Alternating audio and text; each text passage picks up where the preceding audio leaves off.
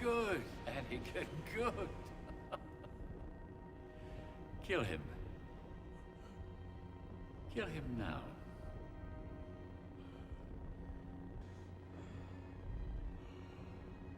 Do it.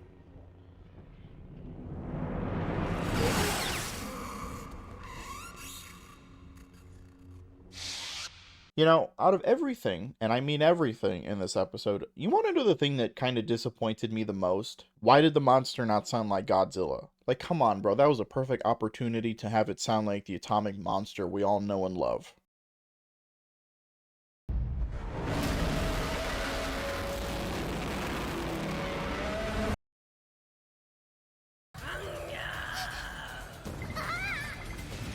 You blew it! So, you may be asking, what exactly are my thoughts on this episode in general, right? Right after, the whole being disappointed about the whole missed opportunity for Godzilla. Well, I think the best analogy to explain how I feel about this episode, and generally speaking, the kind of things I saw, is imagine you're coming off of Endgame, right? You're coming off of seeing the end of what you think is phase 3, right? This epic end with Tony Stark dying, Thanos being snapped, Captain Steve Rogers growing old, and generally ushering in kind of a new age, bringing one massive chapter you've seen unfold to an end. Then immediately find out Far From Home is technically the quote-unquote end. What the fuck is this? That's kind of how I feel. We had the last episode happen, right? This big old confrontation between Utena and Donbass. Ends with Donbass being killed or whatever happened to her. Sister Gigantica is revealed to be working for Creepy Motherfucker. And generally speaking, the good magical girls, especially Bubbles, getting stronger, right? You thought this would be an epic way to leave off the season as a whole. Well, that's not what happened here. We move right into the episode where we start off with the good magical girls cleaning up the mess left behind by Utena and her crew after defeating Donbass. We had a little moment of comedy, right? Then from that comedic little moment with, Buttercup having her legs open. Oh my.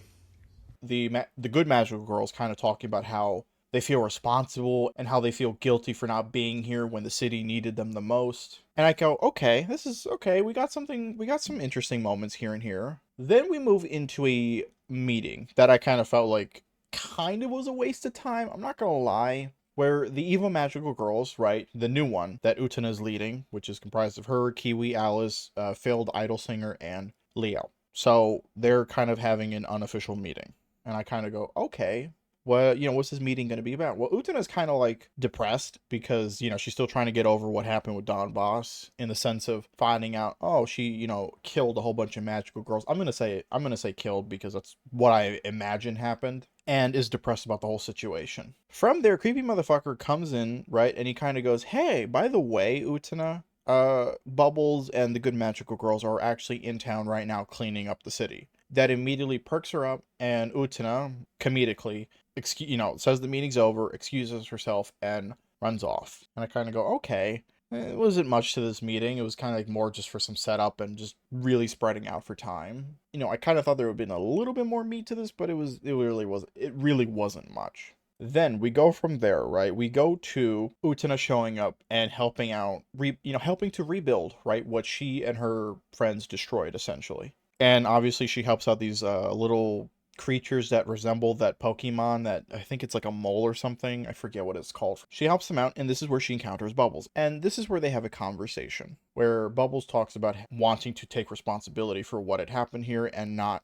being here when, they were needed the most. And I kind of thought, okay, this is interesting. This is a nice little thing. And for Utena, it's kind of like that confirmation, right? Because we had the epic, Bubbles kind of broke moment earlier, midway through the season, where Utena kind of went, oh my god, she's not broken. I didn't break the bitch. She's whole. I can still have fun with her, right? We can still do the whole game. Because Utena kind of, to an extent, still views this as a game. Now, that game quickly devolves into, hey, let me give you a massage, Bubbles.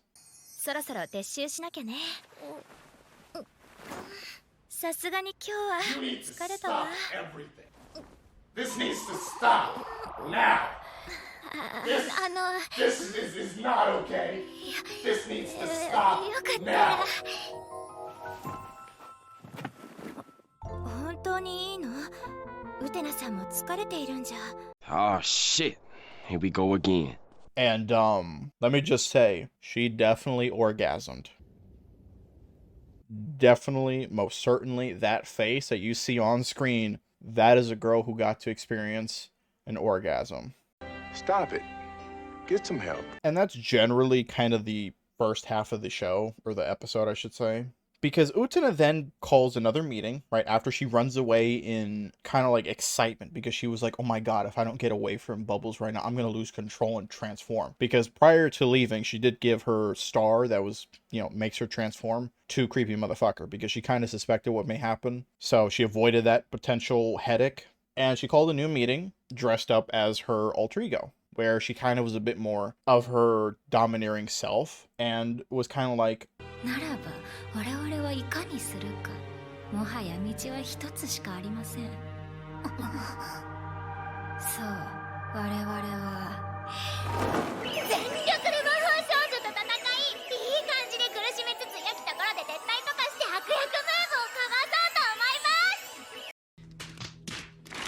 and that's generally the first half of the episode. Then the second half is essentially, and I'm going to boil this down as quickly as possible because it's kind of not much. Blossom takes her 3 younger sisters, triplets, to a toy store. This is where they encounter Utena, Kiwi, and Alice, who are also there to buy Alice a toy. And they share a conversation, right? Not much, and we have a little, you know, wholesome moment. You know, Blossom talks about how she wishes every day could be like this, peaceful and fun, all this other stuff. Now, this then devolves into a situation where Alice, excited or whatever, transforms into her evil magical girl self, transforms her toy, which happens to look like a giant kaiju, aka Godzilla, transforms it into a giant monster the size of a fucking building. And obviously, Blossom has to respond to this situation. The fight ensues between the evil magical girls unintentionally, right? The Utena didn't intend to fight them today. This is kind of where this is the more of the comedy stuff came in, where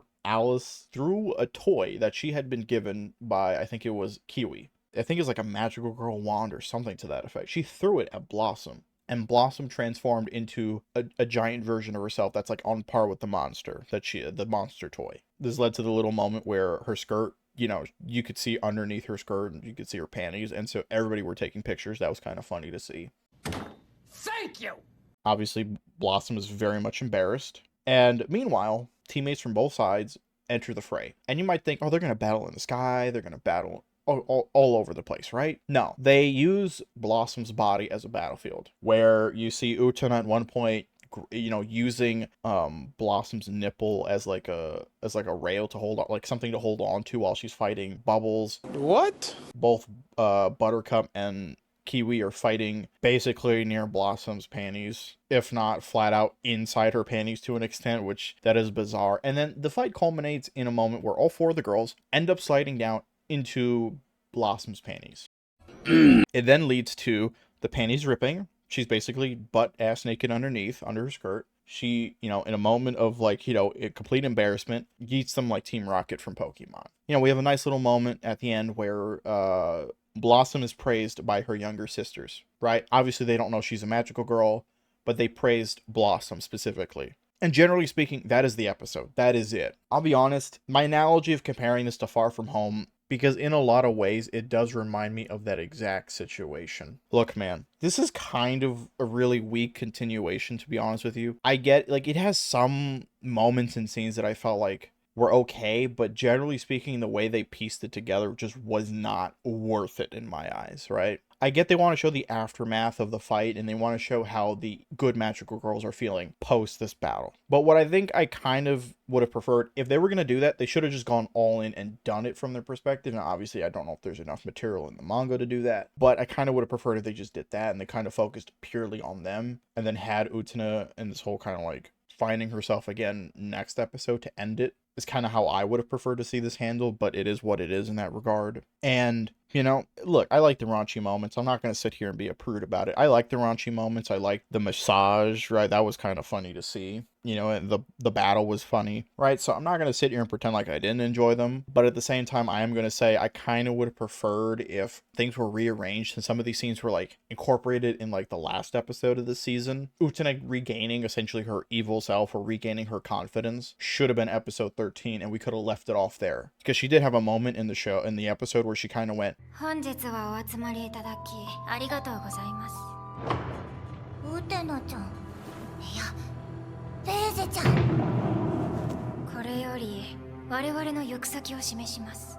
that should have been the way they ended the season. And that would have been actually a really good way to end it. But that's not what happened. I'm going to take what I got, and I'm going to say this is probably my least favorite episode of the entire season. Which, I'll be frank with you, on one hand, it's pretty good that it took this long for me to have an episode where I genuinely thought it wasn't that good. But I will also say this much. I also think it's a little disappointing. We're near the end of the season and we're kind of getting essentially a filler. Not even filler, but I felt like an episode that should have been technically 13 if we're being completely blunt here, not 12 in this instance. Now, maybe they have something a little bit more cooked up for next season, or next season. I wish there's a next season, but cooked up for next episode. We'll see. But generally, I'm going to stand by this, my opinion that this is probably the weakest episode of the season so far, and I don't know if you should be leaving the season off or leading towards the end of the season. Pretty, I don't know. I kind of thought they could have done better, I'll be blunt with you. But again, that is just my view on this episode. Again, I liked some moments here and there, but it just felt like one of those where it kind of like, I liked what they were trying to do, or rather what they were attempting to do, but I just felt like this was the wrong episode to do that for.